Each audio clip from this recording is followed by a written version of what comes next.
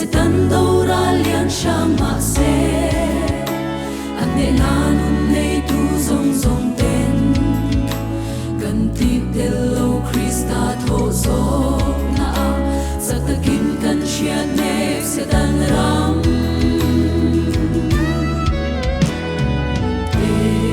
na chol na nuang chu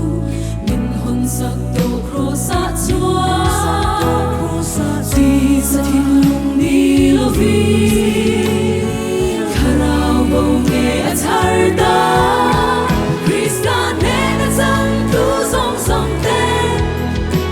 song lo vin kan shil don cross to hi ora me te tan a ta thu chu but ya till di thay na nei tu song ten kan shil bang thay lo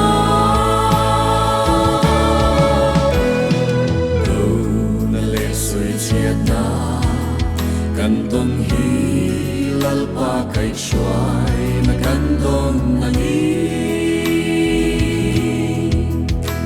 har sat na le mang an na bo mal som na a min chiar sak si enge kan mang an na kan lavang Krista chu kan ne na a ni si